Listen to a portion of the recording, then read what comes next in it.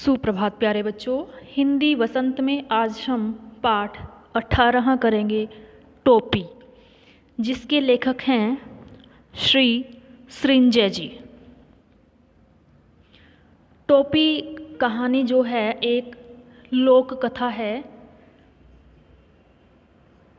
इस कहानी का गहरा सामाजिक संबंध है कि सत्ता में बैठे हुए जो उच्च पदों पर आसीन पदाधिकारी हैं, वो जनता के साथ कैसा व्यवहार करते हैं और किस प्रकार से आम जनता का शोषण करते हैं। इस कहानी में एक नन्ही गौरैया के द्वारा दिखाया गया है कि कैसे दृढ़ निश्चय और दृढ़ संकल्प से व्यक्ति प्रत्येक कार्य को कर सकता है। तो आइए पढ़ते हैं पाठ 18। एक थी गौरैया और एक था ग्वारा। दोनों एक दूजे के परम संगी। तो कहानी में एक गौरैया है और एक नर गौरैया है। तो दोनों एक दूजे के साथी हैं, जहाँ पर भी जाते हैं साथ साथ जाते हैं, साथ साथ ही खाते पीते हैं, एक साथ ही रहते हैं और सुबह होते ही दाना चुगने के लिए अपने घोंसलों से निकल पड़ते हैं। सारा दिन थकान मिटाने के लिए सारा दिन जो काम करते हैं, तो फिर उन्हें शाम को थकान हो जाती है, तो फिर वो आराम करते हैं और एक दूसरे से पूरे दिन की अपनी दिनचर्या का हाल सुनाते हैं। तो एक शाम जो गौरैया है वो बोलती है कि आदमी को देखते हो कैसे रंग बिरंगे कपड़े पहनते हैं, कैसे रंग बिरंगे कपड़े पहनते हैं, कितना फबता है उन पर कपड़ा। तो जो गौरैया है वो कहती है कि जो इंसान है वो रंग बिरंगे कपड़े जब पहनता है, उनके ऊपर ये बहुत ही जचते हैं और वो बहुत ही सुंदर दिखाई देता है। तो ग्वारा कहता है कि कपड़ा पहन लेने के बाद तो आदमी बदसूरत लगने लगता है। गौरैया कहती है कि लगता है आज लटजीरा चुग गए हो। लटजीरा एक पौधे का नाम है, छोटे से पौधे का। कपड़े पहन लेने के बाद आदमी की कुदरती खूबसूरती ढंक जो जाती है। ग्वारा बोला, अब तू ही सोच, अभी तो तेरी सुघड़ काया का एक एक कटाव मेरे सामने है, रोए रोए की रंगत मेरी आंखों में चमक रही है। अब अगर तू मानुस की तरह खुद को सरापा ढक ले तो तेरी सारी खूबसूरती ओझल हो जाएगी। कपड़े केवल अच्छा लगने के लिए नहीं, गौरैया बोली, मौसम की मार से बचने के लिए भी आदमी पहनता है। तो जो ग्वारा है वो कह रहा है कि इंसान जो है कपड़े पहनकर बदसूरत लगता है और कपड़ों में उसकी सारी खूबसूरती ढक जाती है। परंतु गौरैया कहती है कि सिर्फ सुंदर दिखने के लिए ही इंसान कपड़े नहीं पहनता, अपितु मौसम की मार से बचने के लिए भी आदमी जो है वो कपड़ों को पहनता है। ग्वारा कहता है कि कपड़े पहन पहन कर जाड़ा गर्मी बरसात को सहन करने की जो शक्ति है वो भी इंसान की चली गई है। और इस कपड़े में बड़ा लफड़ा भी है। कपड़ा पहनते ही पहनने वाले की औकात पता चल जाती है। आदमी आदमी की हैसियत में भेद पैदा हो जाता है। फिर भी आदमी कपड़ा पहनने से बाज नहीं आता। ग्वरैया बोली, नित नए नए लिबास सिलवाता रहता है। ग्वरैया कहती है कि जो इंसान है वो प्रतिदिन नए नए कपड़े जो है वो सिलवाता रहता है। यह निरा पोंगापन है। ग्वरा बोला, आदमी तो लिबास से फ़कत लाज ही नहीं ढकता, हाथ पैर जो चलने फिरने काम करने के वास्ते हैं उन्हें भी दस्ताने और मोजे से ढक लेता है। सिर पर लटे हैं उन्हें भी टोपी से ढक लेता है।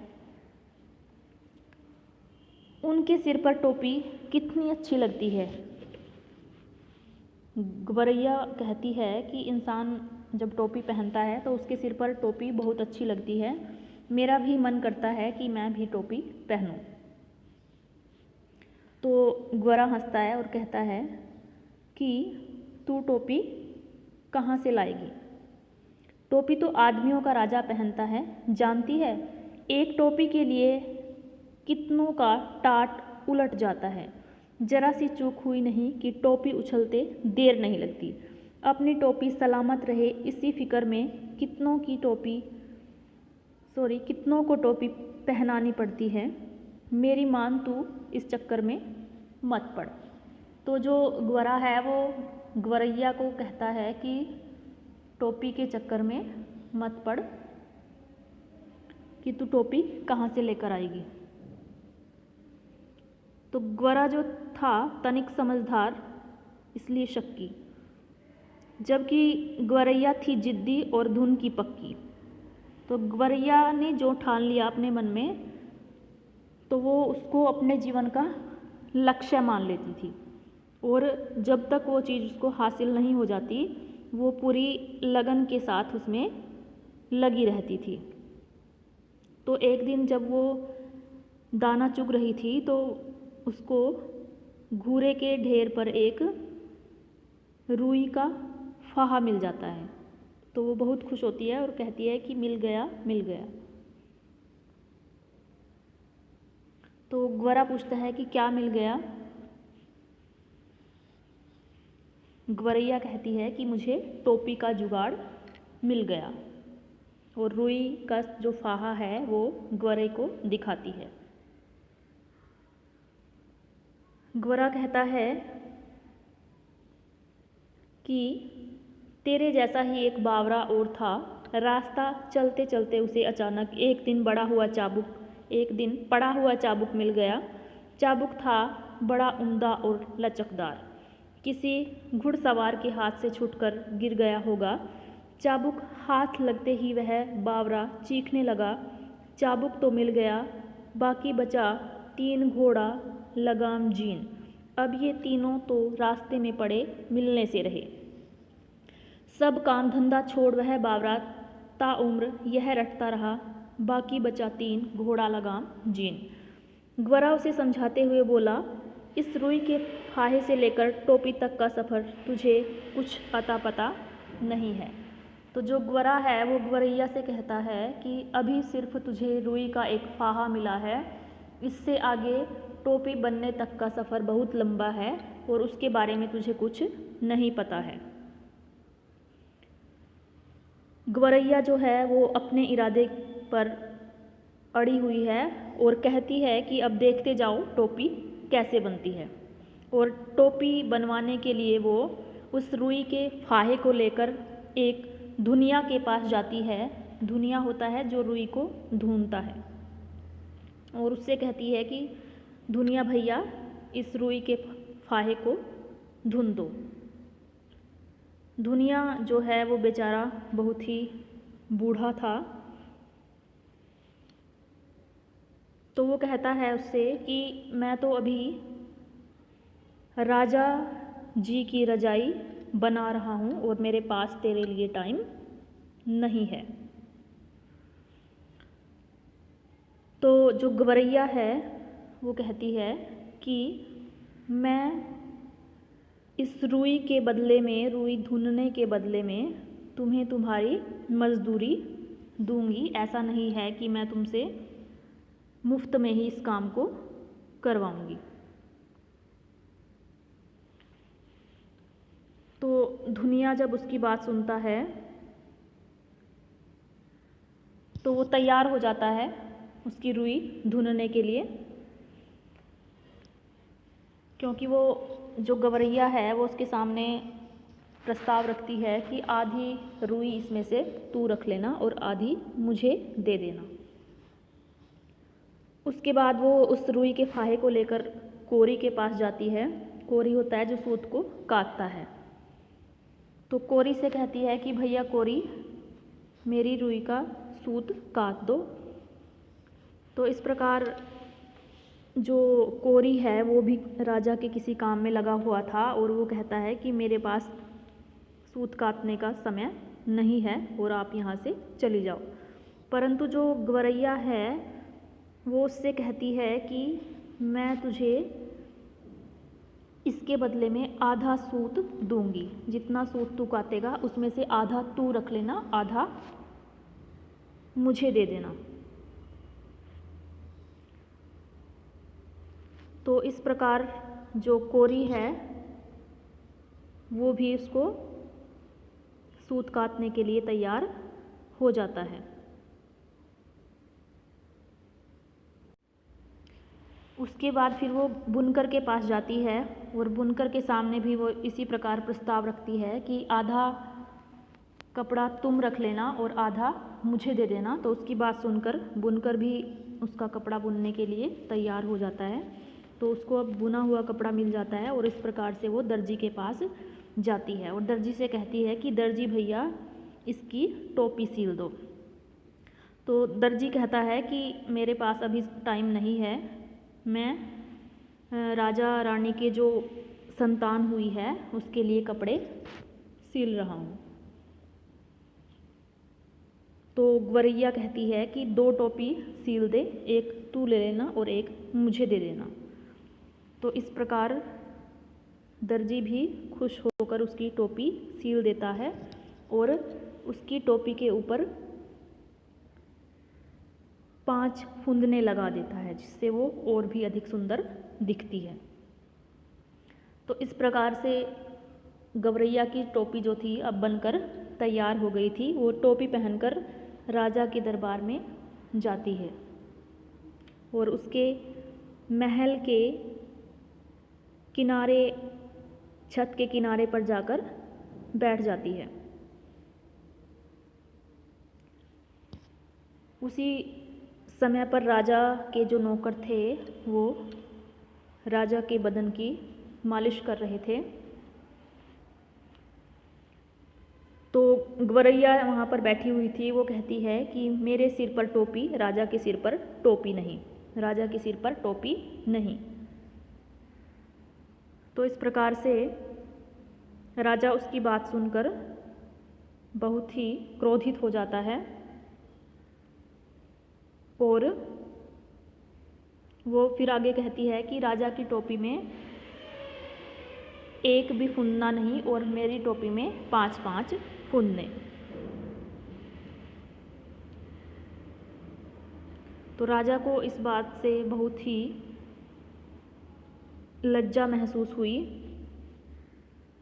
और वो अपने नौकरों से कहता है कि मेरे सामने एक चिड़िया की इतनी हिम्मत, इस चिड़िया को पकड़कर मेरे सामने लेकर आओ।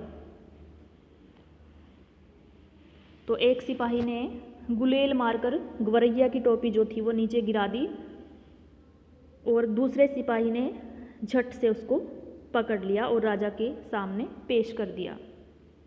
राजा ने उस टोपी को पैरों से मसला। उसकी खूबसूरती देखकर राजा भी दंग रह गया कि कारीगर ने क्या खूब नमूना बनाया है। वो राजा सोचता है कि मेरे राज्य में मेरे सिवा इतनी खूबसूरत टोपी दूसरे के पास कैसे पहुंच गई। तो इस प्रकार राजा के मन में ख्याल आता है कि उस कारीगर की खोज की जाए जिसने इतनी सुंदर टोपी बनाई है। तो इस प्रकार से दर्जी को बुलाया जाता है और एक एक कर उन सभी कारीगरों को बुलाया जाता है जिसने ग्वरैया की टोपी बनाने में सहयोग किया था। तो राजा उनसे पूछता है कि आप लोगों ने इतनी सुंदर टोपी मेरे लिए क्यों नहीं बनाई आज तक, और इस चिड़िया के लिए तुमने इतनी सुंदर टोपी बनाई।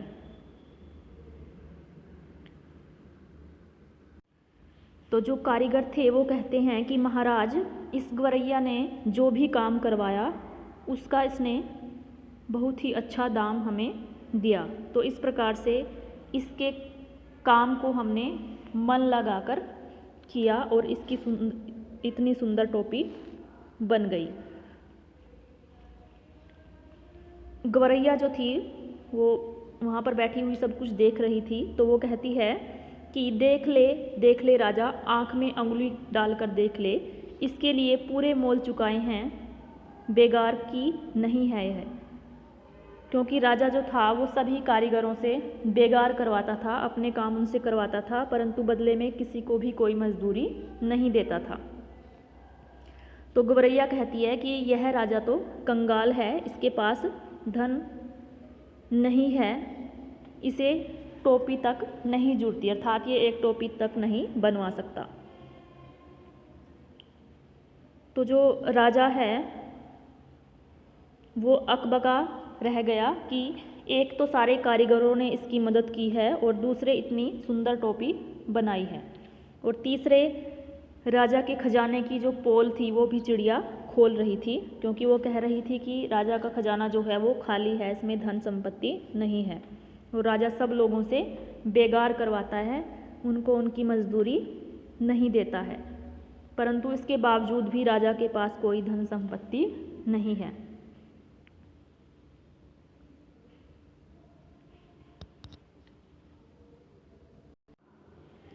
तो जो राजा के मंत्री हैं वो राजा से कहते हैं कि ये जो चिड़िया है ये सारा हाल यहाँ पर सभा में जनता के सामने खोल रही है, इसलिए इसकी टोपी वापस कर दीजिए। तो राजा झट से उसकी टोपी वापस कर देता है और वो अपनी टोपी पहनकर फिर से कहने लगती है कि यह राजा जो है डरपोक है, तभी तो इसने मेरी टोपी जो है वो वापस लौटा दी है। तो इस प्रकार राजा अपनी टोपी को कसकर पकड़ लेता है और कहता है कि कौन इस चिड़िया के मुंह लगे। तो इस प्रकार लेखक ने यहाँ पर हमें संदेश दिया है कि अगर हम अपने कर्तव्य के पक्के हैं और किसी कार्य को अपनी लगन से, पूरी मेहनत से हम करते हैं तो कोई भी कार्य हमारे लिए असंभव नहीं है, हम किसी भी कार्य को कर सकते हैं। जिस प्रकार एक छोटी सी चिड़िया ने कैसे एक सुंदर टोपी बनवाकर पहनी। धन्यवाद।